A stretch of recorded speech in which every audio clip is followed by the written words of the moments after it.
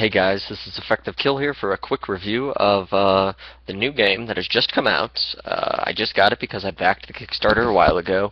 If you haven't tried it and you're a fan of Shadowrun, any sort of D&D type of campaigns where it describes the environments, you get really deep backstories of characters, and if you're any bit a fan of the XCOM type of a turn-based, something similar to XCOM Enemy Unknown, you'll probably like this game. The game is Shadowrun Returns. Now, I gotta say, I'm playing the first campaign in this. I believe there are 2 included campaigns within this game. And then there are the fact that community can create campaigns themselves, which that is a great idea in itself. If you could play a campaign, I haven't looked into the multiplayer features yet, if there are any, but if there are, because mostly I just jumped right into single player and I started playing it. I just gotta make this quick video based on the single player stuff. I've loved everything about this so far. There are some, it is a bit of a learning curve, it explains it, but it doesn't explain it well enough. You do have to get into it, start playing, and then you'll figure it out. Like decking, which is basically going into the Matrix in a sense. Now, that has an interesting way of how they've created around combat, is while you're having regular combat with your street samurais, your adepts, your shamans, your mages, that type of thing, the deckers will get inside the computer, and I believe they get 2 to 3 extra turns to mess around in that, and they'll fight defense programs like giant flying cubes, or this one gigantic hunch thing that looks like it's wearing a robe that has its 2 hands out that fires energy balls at you. And each of the Decker has special abilities that they can use it, and the Decker's whole purpose is to steal information from that. In some of the missions, they'll give you a Decker, and others, you have to have a Decker with you. So it's always a good idea when you start off the game, when you get the ability to make your own crew, always have a Decker with you. 2, I made myself as a street samurai, which is just kind of cool. That's kind of how I went for it. Mages can fire magic spells. Adepts are kind of like, well, they can enhance themselves. They're melee users. My first adept that I used in my team was someone that was an orc that wielded a samurai sword, and her abilities were to make herself faster, make herself more damageable, make herself more resilient, that type of thing. They're ones, there's kind of like a tank for buffing themselves up so they can survive damage or deal it out. I also had, well, as my street samurai, I could do multiple things. I started putting cyberlink stuff on myself, which, okay, here, I'm not going to explain all the Shadowrun stuff. If you want a full explanation of Shadowrun, look it up yourself, because it's going to take way too long to explain everything that I just played around with. Or, best example, go check out the Spoonie experiment. It's the Spoonie one. Or Noah Antweiler, I believe, or I think that's his real name. But he did a great example of what Shadowrun is with his Counter Monkey series. Look up anything Shadowrun. That particularly funny video you should check out is the Squirt Gun Wars. That's a big introduction to Shadowrun, and it has a comedic twist to it of how a game can get out of a DM's control by an extremely cheap type of weapon within it.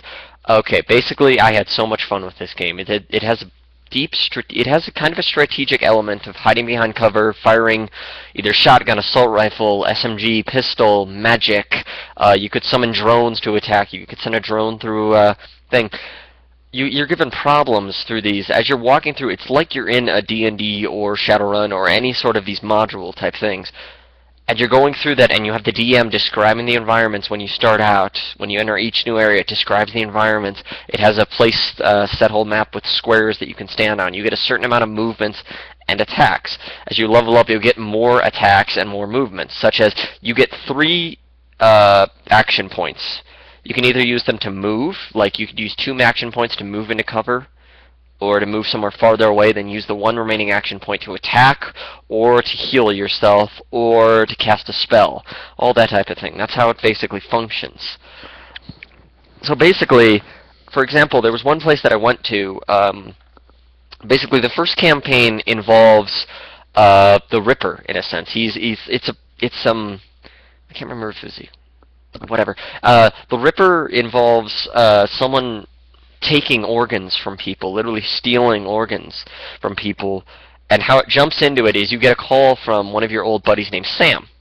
Now basically Sam put a dead timer inside of himself, or deadlock, or whatever how they called it, is that basically the instant he died, a message was sent out saying, hey, whatever your name is that you've chosen, I chose Soul. Hey Soul, Unfortunately, I just died. I want you to find out who killed me. I put an insurance fund of 100,000 credits, or whatever the hell the money was in this game.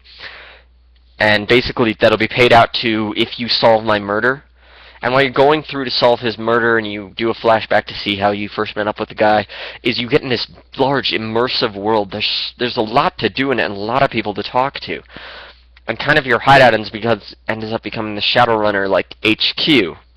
And there's this really kind of funny bouncer guy who's a troll. Is basically in the Shadowrun universe, a big cataclysmic event had happened. Didn't destroy humanity, but brought magic back into the world. There are shamans, there are mages, there are all these types of people to do this. There are also advanced technology deckers that get into systems, defenses, that type of thing. Mega corporations control the entire planet. Basically, there are elves, trolls, dwarves, I think another race, and then there's human. I chose elf just because the elf kind of gets the abilities that I wanted to be when I wanted to be a street samurai. Every class has its special abilities.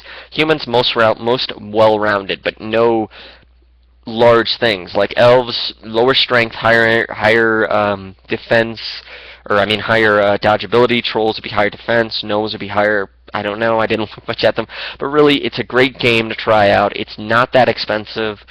It has great potential to what it could turn into. If you are a DM yourself and you've messed around with Shadowrun at all, or you DM'd anything, look into this game. Pick it up. I would recommend it highly for you. It'll give you a chance to create a whole little universe to play around with. And I will make a response video once I find out more about multiplayer, but I had to get this video out immediately. So, recommendation, buy this game. I'm not going to give it a score because I haven't fully seen it, but it's looking really good and really fun now. There is a lot. But if you're going into this game thinking, oh, I'm going to shoot people and I'm going to just blah, blah, blah, blah, blah. No, it's a lot of story-elemented stuff and a lot of searching around, finding clues, that type of thing. See you guys later. Recommendation, buy it.